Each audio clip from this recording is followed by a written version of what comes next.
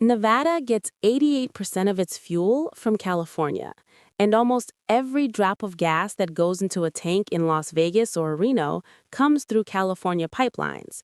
So when California started shutting down refineries, Nevada and Arizona sent a joint letter. And this is important because a Republican governor and a Democrat governor signed the same warning that shows how serious this was. They put aside their differences because they both saw the same problem coming. In September 2024, they wrote to California and said, "Your own Energy Commission is saying these new refinery rules may artificially create shortages in downstream markets." Downstream means Nevada.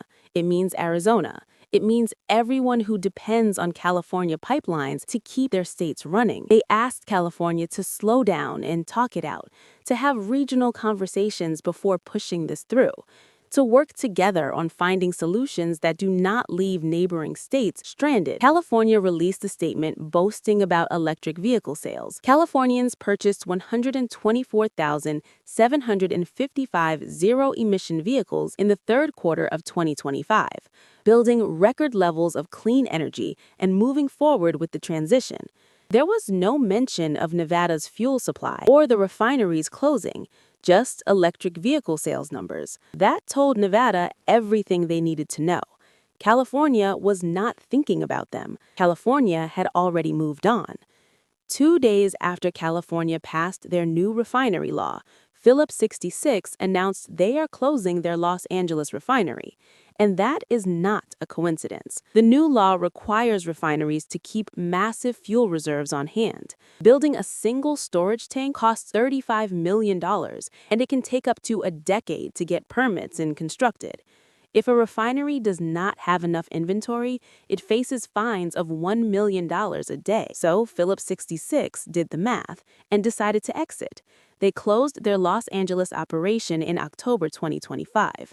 Then, Valero announced they are shutting down their Benicia refinery by April 2026. That one is near San Francisco. And together, those two closures wipe out about 20% of California's refining capacity. California went from over 40 refineries in the 1980s to maybe 7 by the end of this year. 7 refineries now serve 39 million people, plus all the fuel California exports to Nevada and Arizona. Now, California can handle losing refineries because they have ports up and down the coast, and they can import fuel by tanker from South Korea, India, or China. It costs more, but they've got options. Nevada does not have options because Nevada is landlocked with no ocean, no ports, and no tankers pulling up to deliver fuel. Nevada has pipelines from California, and that is the whole supply chain. The Cal-Nev pipeline runs from Los Angeles to Las Vegas and supplies about 90% of southern Nevada's fuel through one pipe. Northern Nevada is even more exposed because Reno gets 100% of its fuel from California refineries in the Bay Area, every single gallon. So when those refineries close or cut production, Reno feels it immediately. One fuel industry expert put it plain when she said, "There is very little Nevada can do with the lack of current infrastructure, and we are at the end of the pipe." At the end, that is the whole situation, because Nevada does not control its own fuel supply. They just receive whatever California sends down the line. Nevada stopped waiting for California to care. In October 2025, the state created the Fuel Resiliency Committee under the Homeland Security Commission. Yes, Homeland Security. That is how they are treating this as a security threat. They found an answer: Utah. Late October 2025, right after Phillips 66 shut down in Los Angeles, the company HF Sinclair announced it is evaluating a major pipeline expansion. HF Sinclair runs refineries in Wyoming and owns pipelines that already connect to Nevada. The plan is to bring more fuel from Wyoming refineries through Salt Lake City and into Nevada to bypass California completely. Phase 1 adds 35,000 barrels per day of capacity. It expands the Pioneer pipeline from Sinclair in Wyoming to Salt Lake City, then upgrades the UNEV pipeline from Salt Lake City down to Las Vegas with a target date of 2028. HF Sinclair is also looking at building a completely new pipeline from Salt Lake City to Reno. Right now, Reno has one fuel pipeline, and it comes from California. So a second pipeline from Utah changes everything for northern Nevada because it creates redundancy and options, a backup that does not depend on California at all. The full expansion could eventually bring up to 150,000 barrels per day into the region. And there is another project in the works. Phillips 66 and Kinder Morgan announced the Western Gateway Pipeline, 1,300 meters from Texas to California. It would be the first pipeline ever to bring refined fuel into California from outside the state. They are targeting 2029 for completion. Nevada is now looking at real alternatives, with Utah pipelines expected by 2028 and Texas connections by 2029. That would create a whole network that does not depend on California. But here's the gap nobody wants to talk about. The refineries are closing now, with Phillips 66's Los Angeles refinery already closed and Valero Benicia closing in April 2026. The new pipelines will not be ready until 2028 or 2029, so there is a 2 to 3 year gap where Nevada is stuck in the middle, still dependent on California, but now with 20% less supply coming through. Nevada does not have deep reserves to ride this out. The state has about 12 days of fuel storage. That is the gap between normal supply and crisis.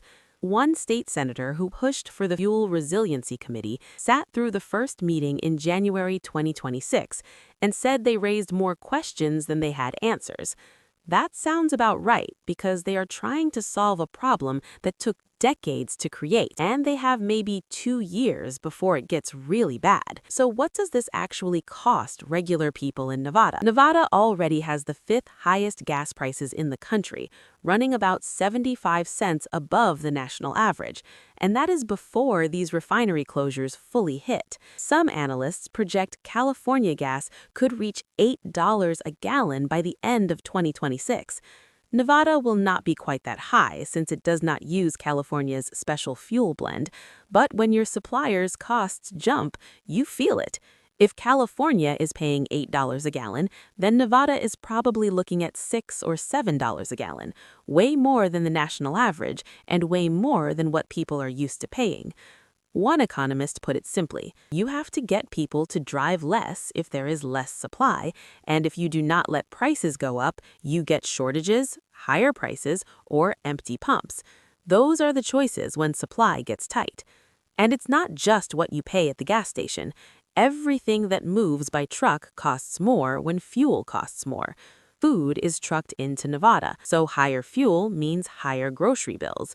Building materials are delivered by truck, so higher fuel means higher housing costs. Everything in every store goes up when diesel reaches $6 or $7 a gallon. Some people ask why Nevada doesn't just build its own refinery and cut out the middleman entirely. Build is the obvious idea, but Nevada does not produce crude oil, so even if it built a refinery, it would have to truck in crude from somewhere else, which adds cost at every step. Building a new refinery costs $2 to $3 billion and takes at least 5 years. No company is going to invest billions in a new refinery when California has banned the sale of new gasoline-powered cars starting 2035 because the market is shrinking on a tight timeline.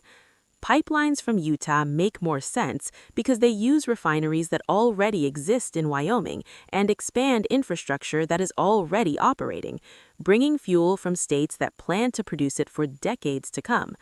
The Fuel Association in Nevada said they are exploring options with Arizona, Texas, and Wyoming for the first time because they never had to before. For decades, California was always there with a reliable supply, and nobody in Nevada worried about where the fuel would come from. It just came. That assumption is done. When California responded to their neighbors' concerns by talking about electric vehicle sales instead of fuel supply, Nevada got the message loud and clear. They are on their own now. California made a choice to transition away from fossil fuels, and that's California's right.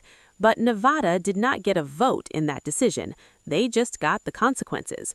So Nevada is building something new, with relationships in Utah, connections to Wyoming, and possible routes from Texas down the line. They're creating a fuel network that does not rise and fall based on what California decides to do. Will it work? The first new pipelines aren't ready until 2028, so that means 2 more years of depending on California. While California keeps closing refineries, prices will probably climb, supply might get tight, and people are going to feel it. But at least Nevada is moving. They're not sitting around waiting for California to change course. They're building alternatives. Arizona is watching this closely too, because Arizona gets a lot of fuel from California as well. If Nevada's Utah strategy works, then Arizona might follow the same playbook. This could be the start of a regional shift away from California dependency, with western states building fuel networks that connect to Texas, Wyoming, and Utah instead of relying on coastal refineries that keep shutting down. California wanted to lead an energy transition, and they might end up leading their neighbors straight to other suppliers. For Nevada, right now, it comes down to something simple. California said, figure it out. Nevada is figuring it out and making sure they never